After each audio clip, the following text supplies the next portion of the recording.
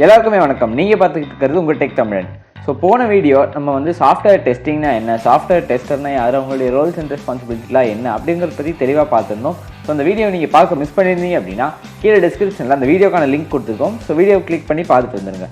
So அந்த video தொடர்ந்து இன்னைக்கு வீடியோ செக்மெண்ட்டில் நம்ம எதை பற்றி பார்க்க போகிறோம்னா 2021 எப்படி நம்ம ஒரு சாஃப்ட்வேர் டெஸ்டராக ஆகணும், அதாவது நம்மளோட கெரியர் எப்படி சாஃப்ட்வேர் டெஸ்டிங்கில் கொண்டு போகணும் அப்படிங்கிறத ஸ்டெப் பை ஸ்டெப்பாக ஃபஸ்ட்லேருந்து நம்ம பார்க்க போகிறோம். ஸோ வீடியோக்குள்ளே போய் பார்க்கறதுக்கு முன்னாடி சேனலுக்கு சப்ஸ்கிரைப் பண்ணாமல் இருந்தீங்கன்னா மறக்காமல் சப்ஸ்கிரைப் பண்ணிவிட்டு பெல் ஐக்கனை ப்ரெஸ் பண்ணிக்கோங்க. அடுத்தடுத்து இதே மாதிரி நல்ல நல்ல வீடியோஸ் உங்களுக்காக நாங்கள் கொடுத்துட்டே இருப்போம். ஸோ நேராக வீடியோக்குள்ளே போய் கெரியர் எப்படி கொண்டு போகிறது சாஃப்ட்வேர் டெஸ்டரா அப்படிங்கிறத பற்றி பார்க்கலாம்.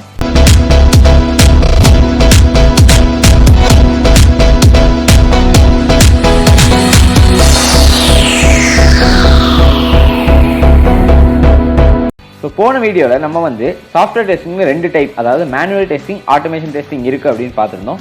ஸோ இப்போது அது ரெண்டுத்தோடைய மார்க்கெட் ட்ரெண்ட் எடுத்துக்கிட்டோம் அப்படின்னா மேனுவல் டெஸ்டிங்கை பொறுத்தளவுக்கு நம்ம எவ்வளோக்கு எவ்வளோ எஃபர்ட் ஜாஸ்தி போகிறோமோ அவ்வளோக்கு எவ்வளோ டைமும் ஜாஸ்தியாக கன்சியூம் ஆகிட்டே தான் இருக்கும். ஸோ அதுவே ஆட்டோமேஷன் டெஸ்டிங் எடுத்துக்கிட்டோம் அப்படின்னா எஃபர்ட்டும் கம்மி, டைமும் கம்மி compared to manual testing. So இதுதான் வந்து ஆட்டோமேஷன் டெஸ்டிங் இண்டஸ்ட்ரி லெவலில் மோஸ்ட்டாக யூஸ் ஆகிறதுக்கான ஒரு முக்கியமான காரணமாக இருந்துகிட்ருக்கு. ஸோ இப்போ வந்து எப்படி நம்மளுடைய கெரியரை சாஃப்ட்வேர் டெஸ்டிங்கில் நம்ம போய் டெஸ்டினேஷன் அடையணுங்கிறத ஒரு ரோட் மேப் மூலிமா நம்ம பார்த்து தெரிஞ்சுக்கலாம். ஸோ மொத்தம் நீங்கள் வந்து எடுக்க வேண்டியது 4 ஸ்டெப் தான். அந்த 4 ஸ்டெப்பு முடிச்சிட்டோம் அப்படின்னா கண்டிப்பாக நம்மளுடைய டெஸ்டினி, அதாவது சாஃப்ட்வேர் டெஸ்டர் ஆயிடலாம். ஸோ அதுக்கு ஃபஸ்ட்டு ஸ்டெப் என்ன அப்படின்னா, உங்களுக்கு ஒரு பேச்சுலர்ஸ் டிகிரி தேவை. Either BE, BTech, BSc, BC, MCA ஏதாவது ஒரு டிகிரி தேவை. So computer science and IT ஸ்ட்ரீமில் இருந்ததுன்னா ஆடட் அட்வான்டேஜ். அப்படி இல்லைனாலும் நீங்கள் சாஃப்ட்வேர் டெஸ்டிங் லைனுக்குள்ளே வரலாம். ஸோ செகண்ட் ஸ்டெப் என்ன அப்படின்னா, உங்களுக்கு வந்து basic principles of software testing தெரிஞ்சிருக்கணும். ஸோ இது வந்து முக்கியமாக யாருக்குன்னு பார்த்தீங்கன்னா, ஒரு எக்ஸ்பீரியன்ஸ் சாஃப்ட்வேர் டெஸ்டராக இருந்தால் கண்டிப்பாக அவங்க வந்து சாஃப்ட்வேர் டெஸ்டிங்கோட பிரின்சிபல்ஸ் தெரிஞ்சிருக்கணும். அப்படி நீங்கள் ஒரு ஃப்ரெஷராக இருந்தீங்கன்னா கண்டிப்பாக தெரியணுங்கிற அவசியம் கிடையாது. பட் தெரிஞ்சுக்கிட்டா அது ஒரு ஆடட் அட்வான்டேஜாக இருக்கும். ஸோ மூணாவது பாயிண்ட் என்ன அப்படின்னா, programming skills. So programming skills அப்படின்னு எடுத்துக்கிட்டோம் அப்படின்னா C or C++, Java, SQL, Python, HTML இந்த மாதிரியான ப்ரோக்ராமிங் லாங்குவேஜ்லாம் கண்டிப்பாக நம்ம ஸ்ட்ராங்காக இருக்கணும். ஏன்னா இதை பேஸ் பண்ணி தான் அடுத்தடுத்து நம்ம கெரியரில் நிறைய யூஸ் பண்ணிகிட்டே இருப்போம்.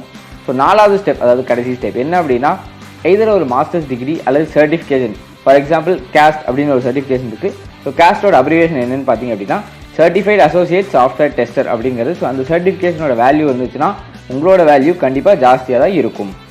ஸோ நெக்ஸ்ட்டு நம்ம இப்போ வந்து சாஃப்ட்வேர் டெஸ்டோடைய ஜாப் ரோல்ஸை வந்து பார்க்கலாம். ஸோ நீங்கள் ஒரு என்ட்ரி லெவல், அதாவது நம்ம ஒரு ஃப்ரெஷராக இருந்தோம் அப்படின்னா நம்ம எந்த லெவலில் போவோம் அப்படின்னா டெஸ்ட் அனலிஸ்ட் அல்லது குவாலிட்டி அனலிஸ்ட் இந்த மாதிரி ரோல்ஸில் போவோம். அதுவே ஒரு 2 to 3 years எக்ஸ்பீரியன்ஸான சாஃப்ட்வேர் டெஸ்டராக இருந்தோம் அப்படின்னா சீனியர் டெஸ்ட் அனலிஸ்ட் அல்லது குவாலிட்டி அனலிஸ்ட் அதே மாதிரி நம்மளை கொண்டு போவாங்க. ஸோ 5 to 6 years இருந்தோம் அப்படின்னா சாஃப்ட்வேர் டெஸ்டிங் டீமோட ஒரு கோஆர்டினேட்டராக ஆகிற அளவுக்கு நமக்கு வேல்யூ இருக்கும். இதுவே 7 to 10 years போயிட்டோம் அப்படின்னா டெஸ்டிங் மேனேஜர். ஸோ நீங்கள் கெரியரில் ஆரம்பித்து மேனேஜர் வரைக்கும் போகணுன்னா 7 to 10 years கண்டிப்பாக தேவைப்படும். அண்ட் கிரேட்டர் தென் 10 years இருந்தால் சீனியர் டெஸ்ட் மேனேஜர், அதாவது நீங்கள் தான் வந்து டெஸ்டிங் ஃபீல்ட்லேயே டாப் ரோலில் இருக்கிற மாதிரியான ஒரு ஃபீல்டில் இருப்பீங்க.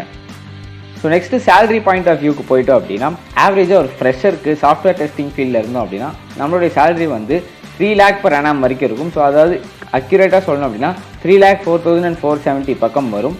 அதுவே நம்ம ஒரு எக்ஸ்பீரியன்ஸ் கேண்டிடேட்டாக இருந்தோம் அப்படின்னா கண்டிப்பாக நமக்கு வந்து 6 lakh per annum வரைக்கும் இருக்கிறதுக்கான வாய்ப்புகள் நிறையாவே இருக்குது. ஸோ இதுவுமே வந்து கான்ஸ்டன்ட் கிடையாது, கம்பெனியையும் எக்ஸ்பீரியன்ஸையும் பொறுத்து வேரி ஆகிட்டே தான் இருக்கும். ஸோ அடுத்து ஸ்கில்ஸ் என்னென்ன தேவை அப்படிங்கிறத பற்றி பார்த்தோம் அப்படின்னா, ஸோ ஸ்கில்ஸ் ரிக்வயர்டை பொறுத்தளவுக்கு பேசிக்காக நமக்கு 3 ஸ்கில் இருக்கணும். ஸோ query நமக்கு கண்டிப்பாக யூஸ் பண்ண தெரிஞ்சுக்கணும். And command prompt, Linux command use பண்ண கண்டிப்பாக தெரிஞ்சுக்கணும். And testing management tools use பண்ண தெரிஞ்சுக்கணும். எக்ஸாம்பிளுக்கு ஒரு டூல் எடுத்துக்கிட்டோம் அப்படின்னா JUnit இருக்கணும். ஸோ இந்த 3 ஸ்கில் கண்டிப்பாக நமக்கு தெரிஞ்சிருக்கணும்.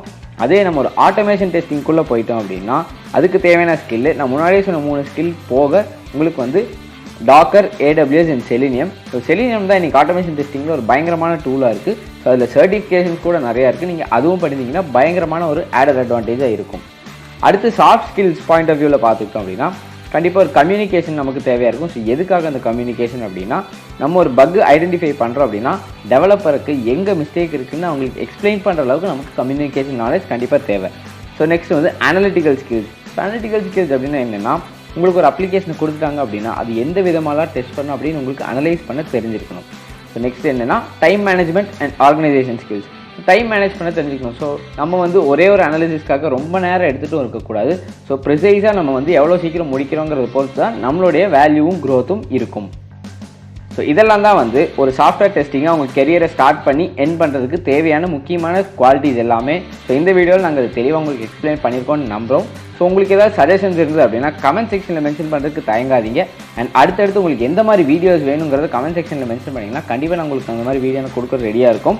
ஸோ இந்த வீடியோ உங்களுக்கு பிடிச்சிருந்து அப்படின்னா மறக்காமல் லைக் பண்ணிடுங்க, ஷேர் பண்ணிடுங்க அண்ட் சப்ஸ்கிரைப் பண்ணிடுங்க. பெல் ஐக்கனையும் ப்ரெஸ் பண்ணிக்கோங்க. அடுத்தடுத்து இந்த மாதிரி ரிலேட்டடாக வீடியோஸ் கண்டிப்பாக கொடுத்துட்டே தான் இருக்க போகிறோம். ஸோ அடுத்த வீடியோவில் சந்திப்போம். Until then thank you, bye bye.